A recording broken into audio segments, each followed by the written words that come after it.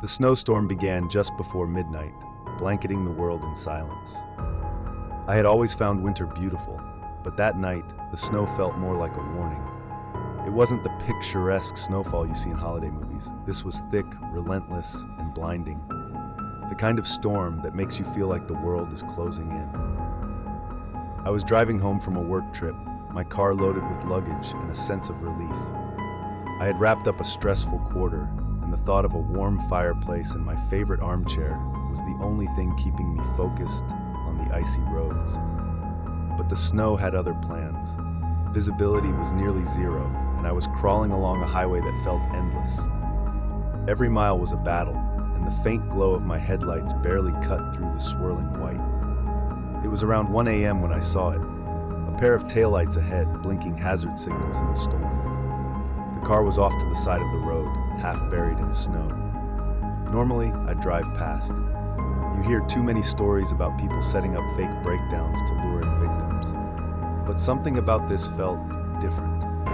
Maybe it was the desperation of the blinking lights or the fact that it was the middle of nowhere. Against my better judgment, I slowed to a stop a few yards ahead.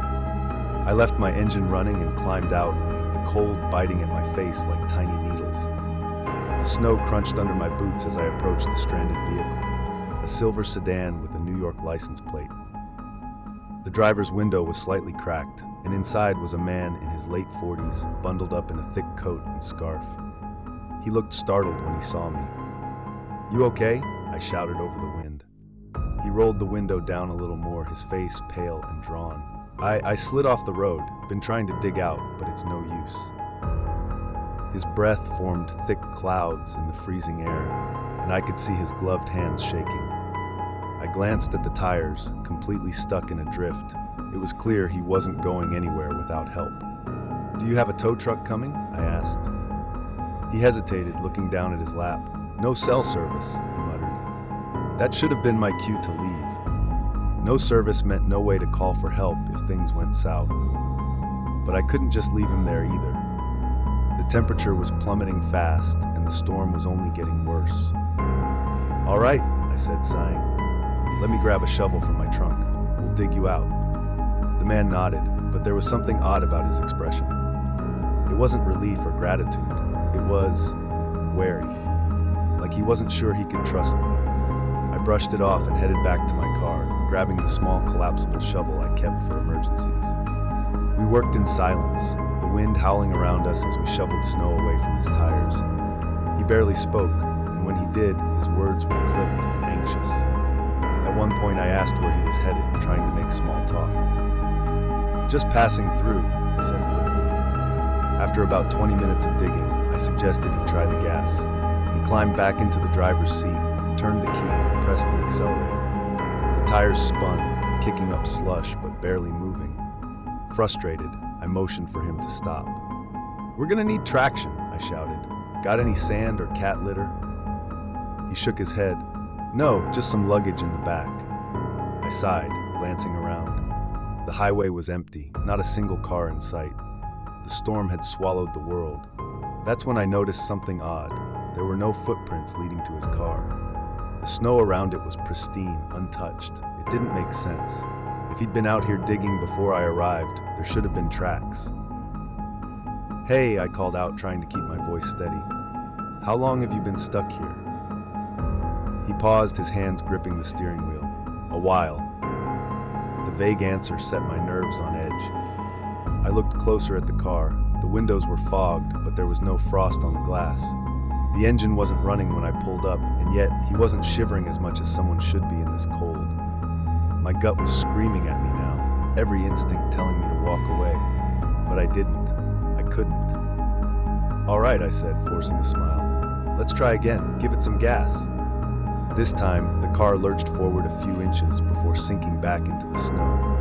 The man cursed under his breath, slamming his hands on the steering wheel. I stepped back, scanning the area. That's when I saw them, faint shadows in the snow, just beyond the reach of my headlights. They moved like figures, shifting and swaying in the storm. My breath hitched. "Do you see that?" I asked, pointing.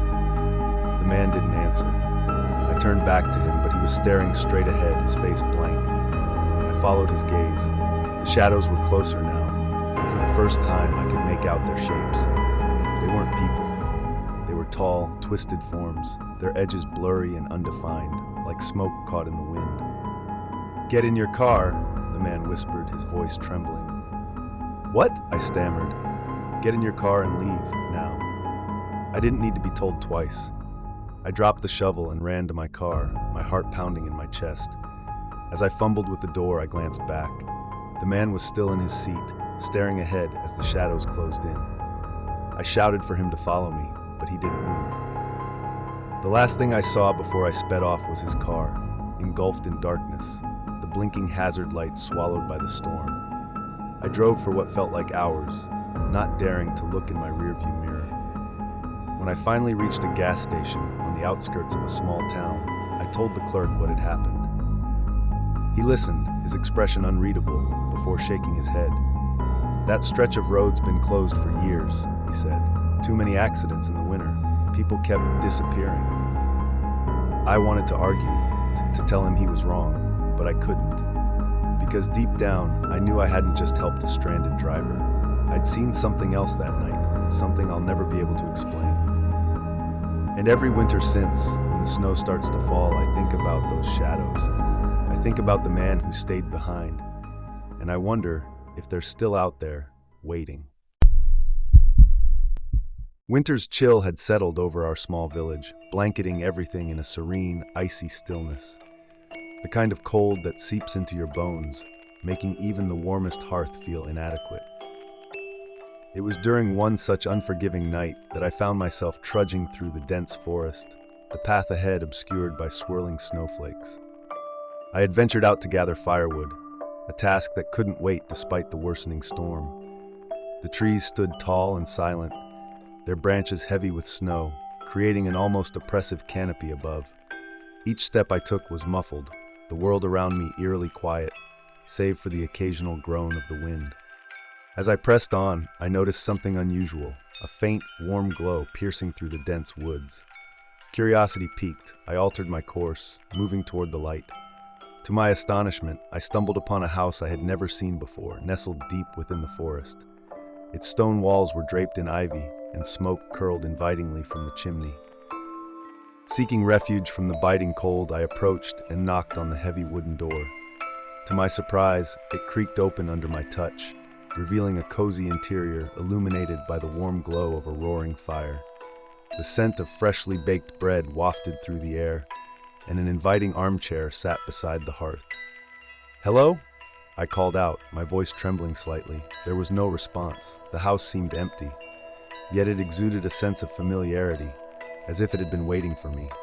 Gratefully, I stepped inside, closing the door against the storm. As I warmed myself by the fire, I couldn't shake the feeling that I was not alone. Shadows flickered on the walls, dancing in the firelight, and I felt the weight of unseen eyes upon me. I tried to dismiss it as my imagination, a trick of the light and the howling wind outside.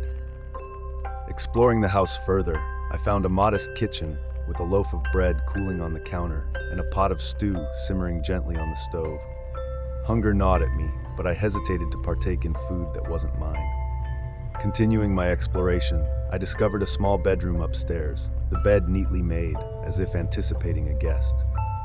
Exhaustion overcame me, and I decided to rest for a while, reasoning that I would leave at first light to find my way back home. As I drifted into a fitful sleep, dreams of white wolves with piercing eyes haunted me, their howls echoing through the forest. I awoke with a start, the room now plunged into darkness, the fire downstairs reduced to embers. A sense of unease settled over me. The house, which had seemed so welcoming, now felt oppressive, its walls closing in. I decided it was time to leave, storm or no storm. But as I descended the stairs, I noticed something that made my blood run cold. The front door was wide open, snow swirling into the entryway. Heart pounding, I approached the door, peering out into the night. The forest was silent, the storm having passed, leaving a pristine blanket of snow. But there, leading away from the house, were fresh footprints, human footprints, disappearing into the woods. A chill that had nothing to do with the cold ran down my spine. I realized then that the house was not as abandoned as it had seemed.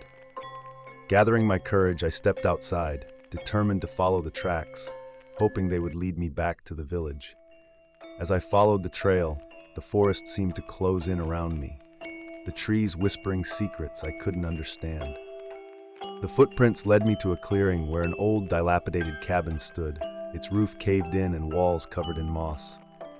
It was a place I recognized from old village tales, a place said to be cursed, where a family had perished long ago, their spirits lingering, unable to find peace. The realization hit me like a cold wind. The house I had taken refuge in was the very house from the legends, restored to its former state, luring in unsuspecting travelers. Fear gripped me, and I turned to flee, but the forest seemed to conspire against me, the path I had taken now obscured. Desperation set in as I wandered through the woods, the temperature plummeting. I could hear the distant howls of wolves, their cries growing closer with each passing moment. Just as I felt all hope slipping away, I stumbled upon a familiar path, the very one that had led me into the forest earlier. With renewed determination, I followed it back to the village, the first light of dawn breaking on the horizon. I burst into the village square, disheveled and breathless, attracting concerned glances from the early risers. I recounted my ordeal to the villagers, who listened with grave expressions. They told me that many years ago, during a harsh winter, a family had indeed lived in that house deep within the forest. They had perished in a terrible storm, their souls unable to find rest, their home cursed to repeat the same night over and over, luring in those who dared to venture too close. I had narrowly escaped their fate, and the villagers warned me never to return to that part of the forest. To this day, I heed their warning, especially during the long winter months when the nights are longest and the cold is most unforgiving. For I know that some houses, no matter how warm and inviting they may seem, are best left undisturbed, their secrets buried. The biting wind howled, a mournful dirge that echoed through the desolate landscape. Snowflakes, each a tiny, frozen dagger, pierced the air, blurring the line between sky and earth. It was a winter like no other, a winter that would forever be etched into the darkest corners of my memory. I was a young boy then, barely old enough to appreciate the beauty of the world, let alone its horrors.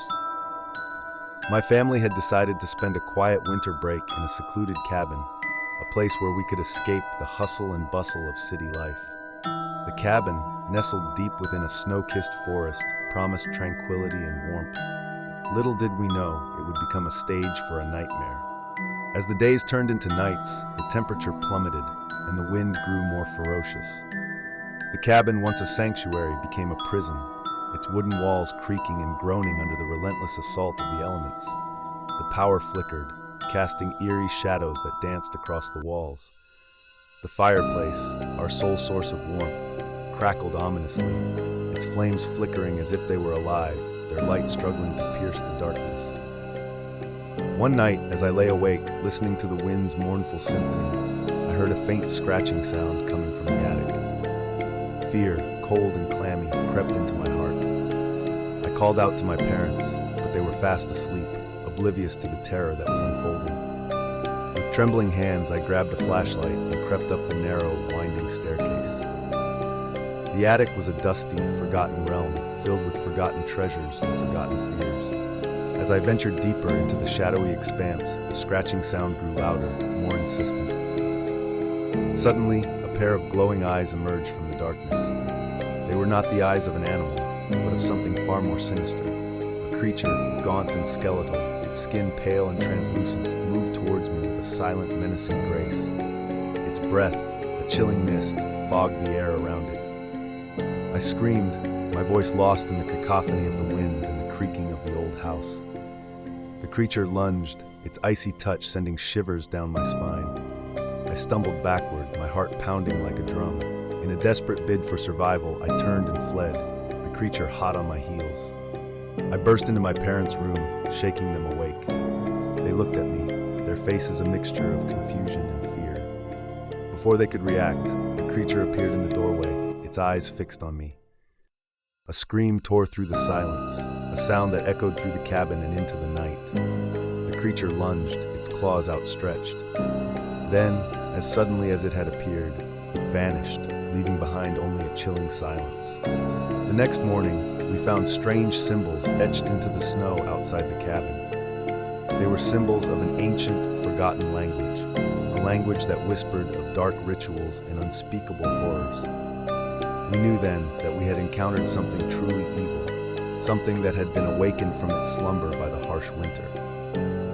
We fled the cabin, leaving behind the horrors of that night. But the memory of the creature, its cold, dead eyes, and its icy touch would forever haunt my dreams. The winter of my terror would never truly end.